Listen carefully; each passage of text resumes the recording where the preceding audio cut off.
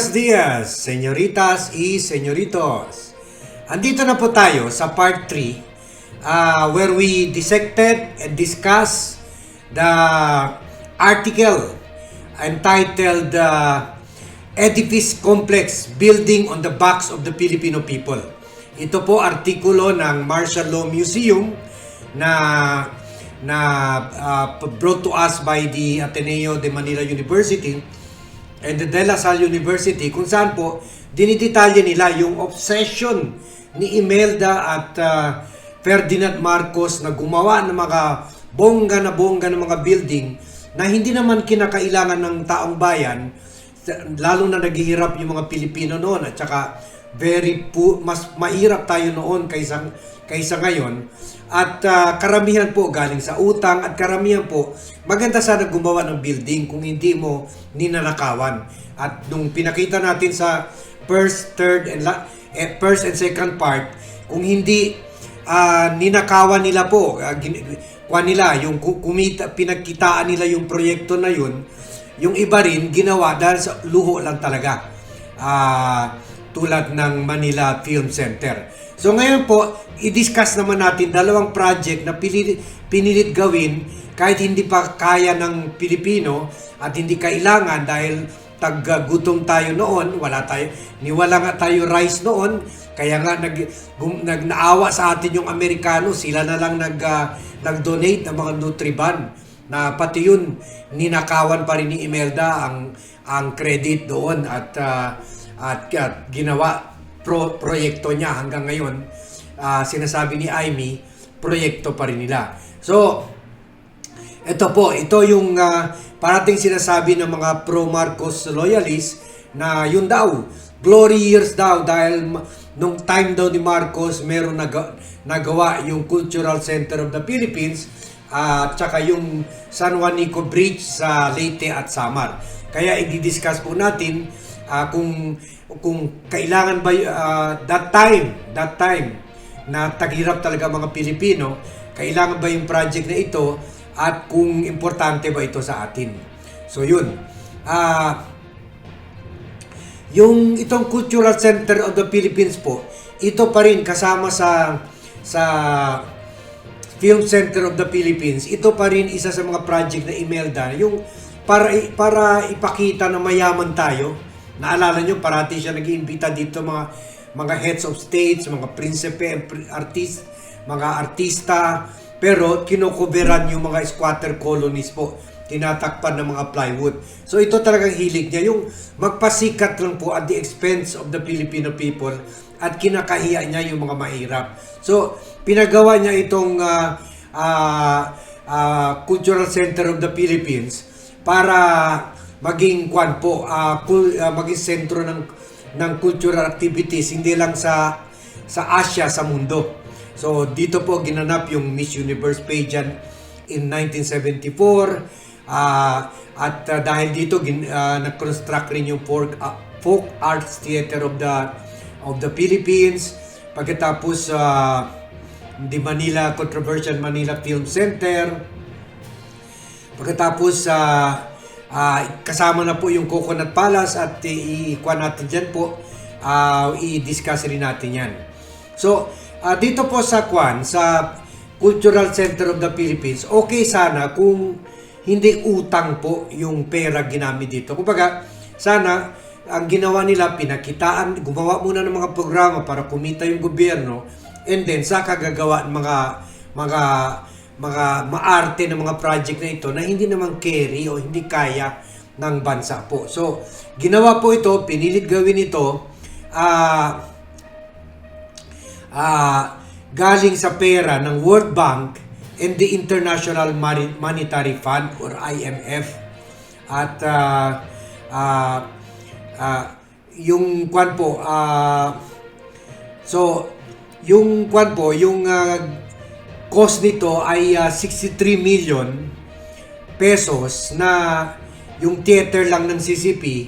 Pagkatapos naging kasama na po ito sa naiwan nila 28 billion na dollars na utang na binabayaran natin hanggang ngayon. Kumbaga wala naman po problema rin kung umutang ka. Kaya lang ilagay mo naman sa mga proyekto na nangangailangan talaga, tulad nung si Isko po nangutang sa IRA, Internal Revenue Allotment. Pero gumawa po ng ospital ng Manila, 10-story, pinaganda yung pinamodern yung 5 hospital sa Manila, pinagawa ng COVID field hospital, nagbigay ng almost 400,000 na computers at tablet sa mga estudyante, at saka nagpagawa ng mga schools, at saka ano-ano pa pong project. So yun sana po, yung tao muna, yung kailangan ng tao. Ito po, utang na nga. Hindi kayo, nakapunta na ba kayo sa Cultural Center of the Philippines? So, maganda siya kung kaya, kung carry. Para po ito yung bumili ka ng iPhone dahil gusto mo lang magpasikat. Pero yung tatay mo, ang earning lang 8,000 a month, ganon. So, parang ganon po, at mangutang na lang sila ng 50 to 60,000 para lang pagbigyan ka. At sa habang panahon, babayaran nila yan plus interest. So, ganun talaga po ang nangyari sa atin. Sana, pinagawa na lang mga ospital or mga tulong na lang sa mga mahirap. So, yung pangalawa rin po, yung gusto niya gayahin yung Taj Mahal, kung saan ginawa nung king, yung Taj Mahal to honor his wife, yung namatay sa India. Ginawa rin po ni Marcos yung San Juanico Bridge at the cost of $21 million para lang ipakita yung pagmamahal niya kay Imelda Marcos na as a show of his love, na kasi si Imelda is a native of Leyte. Pero po, nung ginawa niya nung time, ngayon po okay na, ginagamit na talaga. Pero nung ginawa niya yung time na hindi pa man po develop talaga yung Leyte at Samar. Kumbaga at that time hindi po kailangan yung project na yun, at pililit ring gawin para lang kumita si Ferdinand Marcos at crony niya si Rodolfo Cuenca, na may-ari ng Construction and Development Corporation of the Philippines. Pinilit gagawin para kumita sila. Kumbaga, double purpose na po, na meron na siyang project na dedicated to Imelda, hindi sa Filipino people kundi kay Imelda. Hindi sa mga tao sa Leyte at Samar, kundi si Imelda. Ganyan po mga kaabuso sila sa pera natin. So, noon po, libliban pa yung mga lugar na yan, 1960s, 1970s, nung ginawa ito. So, hindi pa priority yan, hindi pa priority project yan. Para ba itong isang pamilya na walang bahay, nagre-renta lang sa kung saan-saan dyan, pero bumili ng kotse na hindi pa naman maka-afford sila, at hindi naman kailangan dahil home study naman yung mga anak, at yung tatay hindi marunong mag-drive. Parang ganun po. So, ganun kalala yung sitwasyon noon, na parang pinaglalaruan lang ng mga Marcoses ang mga proyekto para kumita sila, at saka parang parang luho lang. Luho. Pakita lang, tulad nung CCP, na hindi naman talaga, syempre, kung gutom ka, paano ka ma-entertain sa cultural presentation dyan, or mga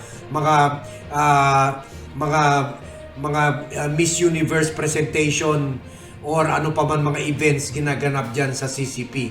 Yun, kuha lang talaga ni Imelda. Luho lang talaga.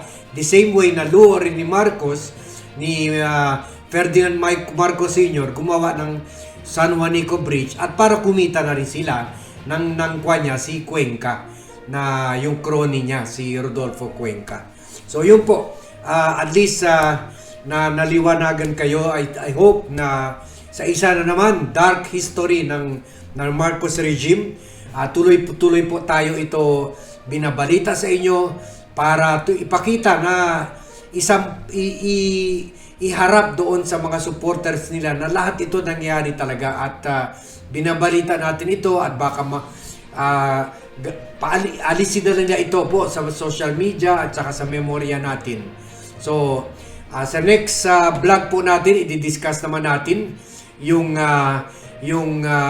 Manila Bay Project at yung Tondo Urban Renewal na again, pagsisikat project ni Imelda na kung saan kinailangan na itapon sa probinsya, itapon sa mga bundok-bundukan ng Luzon, yung mga squatters galing dyan sa Manila. So, yun po, yun ang kuha natin. Third part ng series na ito. So, thank you very much for watching.